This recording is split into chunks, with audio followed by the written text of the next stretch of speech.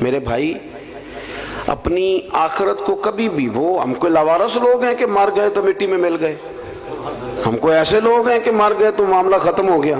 اقبال کہتے ہیں موت کو سمجھے ہے غافل اختتام زندگی، یہ ہے شام زندگی، یہ ہے شام زندگی، پھر صبح دوام زندگی، اس کے بعد جو زندگی آئے گی وہ ہمیشہ رہنے والی آئے گی، ہمیشہ۔ چونکہ ہمارا سارے کا سارا پروگرام ہی دنیا میں رہنے کا ہوتا ہے، اور پھر جمع اتنا کچھ کر لیتے ہیں، مکان اتنے شاندار، پیسہ چوری کر کے، سینہ زوری کر کے، جھوٹ بول کے جمع کیا ہوتا ہے، اور بڑا کیا ہوتا ہے، اللہ ماشاءاللہ بڑے بڑے بنگلے، پھر مرنے کو دل ہی نہیں کرتا، پھر مرنے کو دل، اتنی ساری جائیدادیں بندہ بنائے اتنی مشقت کر کے۔ ناراض تو نہیں ہو گیا آپ لوگ؟ میں صحیح کہہ رہا ہوں، پھر مرنے کو دل، جب اتنے بندہ لمبی چوڑی منصوبہ بندی کرے، لیکن ایک بندے نے محنت کی، اس نے جناب 11 سال لگا کے مکان بنایا، تو پھر اس کا مرنے کو دل کرے گا؟ صحابہ کرام علیہم رضوان تیار اس لیے تھے کہ انہوں نے تو کپڑے باندھ کے رکھے ہوئے تھے، باندھے ہوئے تھے کپڑے، جس وقت حکم آئے گا حاضر ہے۔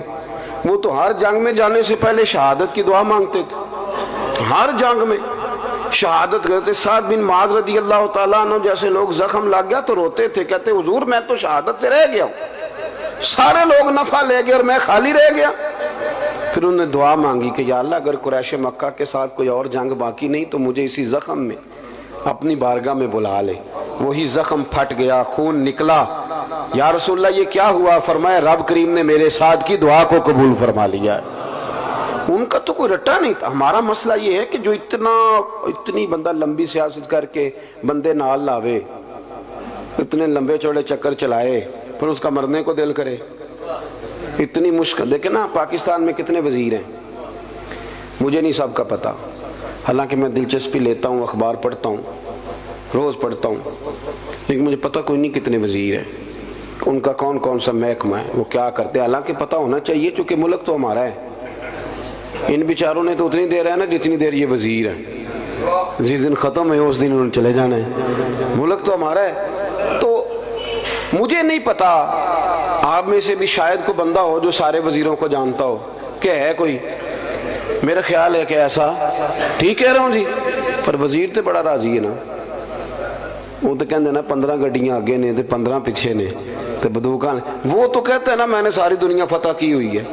حالانکہ بہت سارے لوگ ایسے ہیں جنہیں کوئی پتہ نہیں کہ یہ کون ہے، کدھر سے آیا ہے، پر وہ تو راضی۔ اسی طرح ہم سارے راضی ہیں اپنی دنیا میں، یہ بھی میں نے فتح کر لی، یہ بھی میرا کما، کچھ بھی نہیں صاحب، کچھ بھی نہیں، کوئی شے ہی نہیں۔ حضرت مولا علی شیر خدا کرم اللہ تعالی وجہ الکریم قبرستان گئے تو جا کے مردوں سے کہنے لگے تمہارا کیا حال ہے؟ تو ایک مردہ بول کے قبر سے کہنے لگا ہڈیاں ٹوٹ گئی ہیں، کفن پھٹ گیا، مال پیچھے دے آئے تھے، حساب ہمیں دینا پڑ رہا ہے۔ علی یہ بتاؤ ہمارے پچھلوں کا کیا حال ہے؟ تو مولا علی کہنے لگے تمہاری بیویوں نے نکاح کر لیے، تمہاری اولادوں نے مال تقسیم کر لیا، تمہارے دوستوں نے نئے دوست بنا لیے، پہلے تو تمہارا نام کبھی کبھی لیا جاتا تھا، اب تو زمانہ بیت گیا، تمہیں یاد ہی کوئی نہیں کرتا، اب تو کوئی او پہ دس دیاں قبراں جنہ تے پھول پے، ادھروں کوئی نہیں جی آمدہ، ادھروں لکھاں گئے، کوئی بندہ نہیں جس نے کبھی یاد کیا ہو، ختم ہو گیا مسئلہ، پڑا ختم ہو۔ میرے عزیز چونکہ دنیا داری بڑی جمع کر لیتے ہیں، مال بڑا اکٹھا کرتے ہیں، صبح سے شام تک ساری مشقت ہی دنیا داری کے لیے، ساری مشقت، میں نے سویرے ولیمے میں جانا ہے، دوپہر تعزیت کرنی ہے، شام کو فلانا کام کرے، ساری دنیا داری ہے۔ ہاں اگر رضا الہی کے لیے ہو تو دین ہے، لیکن ہماری ہر بندے کی ایک مختصر سی سیاست ہوتی ہے اپنے دائرہ کار میں، وہ جس شعبہ ہے زندگی سے بھی تعلق رکھتا ہو، تو وہ چونکہ ساری محنت دنیا کے لیے کرتا ہے، پھر اس کا مرنے کو دل ہی نہیں کرتا۔ حضرت فرید الدین عطار رحمت اللہ علیہ فرماتے ہیں میں توبہ کرنے سے پہلے عطر بیچتا تھا۔ عطار، عطر کا کاروبار بڑا مہنگا ہے آج بھی عرب شریف میں۔ آپ مدینہ شریف جائیں نا تو سونے والی دکان کے بالکل سال خوشبو والی دکان ہوتی، یعنی جتنا کرایہ سنار دے رہا ہے اتنا ہی خوشبو والا بھی دے رہا ہے، ایک مہنگا ترین کاروبار ہے پوری دنیا میں۔ تو کہتے میں بڑا امیر آدمی تھا تو میں نے عطر کی دکان بنا لی، میں عطار تھا تو بڑا خوبصورت میں نے ہال بنا کے اس کے اندر میں نے بڑا زبردست ڈسپلے کیا اور میں نے خوشبوئیں اس کے اندر لگائیں۔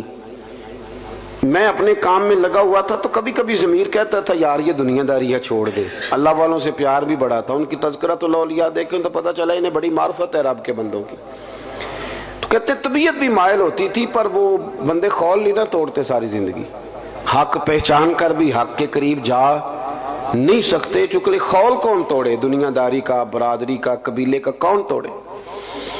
فرمانے لگے کہ ایک دن نا میں دکان میں بیٹھا تھا تو ایک بزرگ آ گئے سادے سے, تو کبھی کوئی خوشبو دیکھتے, کبھی کوئی خوشبو دیکھتے, کبھی کوئی خوشبو دیکھتے. تو سیل مین کی عادت ہوتی ہے نا جی کیا حکم ہے کیا چاہیے, وہ لا لا کے چیزیں دکھاتے ہیں, اچھے سیل مین کا طریقہ ہوتا ہے.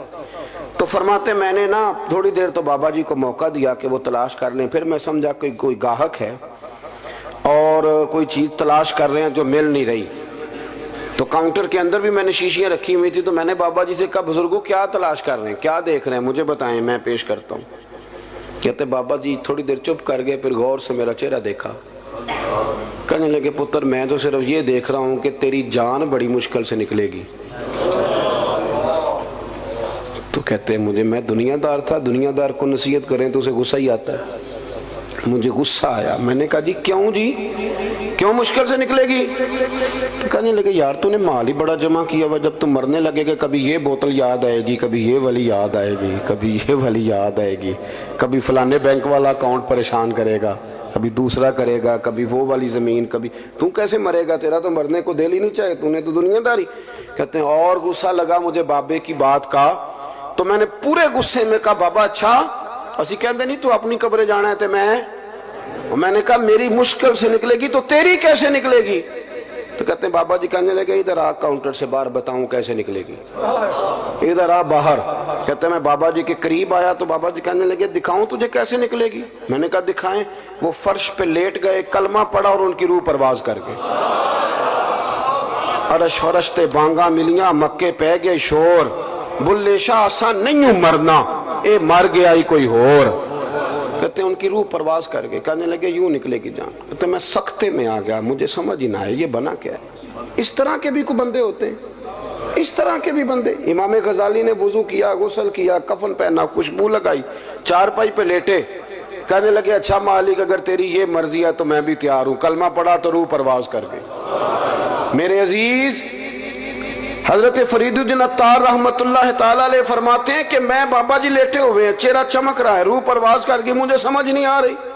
میں نے کہا یار اتنا بڑا کمال. کچھ لوگ میں نے بلائے, غسل دیا, کفن پہنایا, جنازہ پڑھا, بابا جی کو دفن کیا, تو پھر میں اپنی دنیا داری بھی دفن کر آیا. پھر میں نے دفن کر دی اپنی دنیا داری. میں نے کہا ختم ہو گیا معاملہ, اب ضرورت کیا ہے ان چیزوں. ہمارا جو مسئلہ ہے نا میرے بھائی, وہ دن بدن پیچیدہ ہوتا چلا جا رہا ہے, پیچیدہ سے پیچیدہ.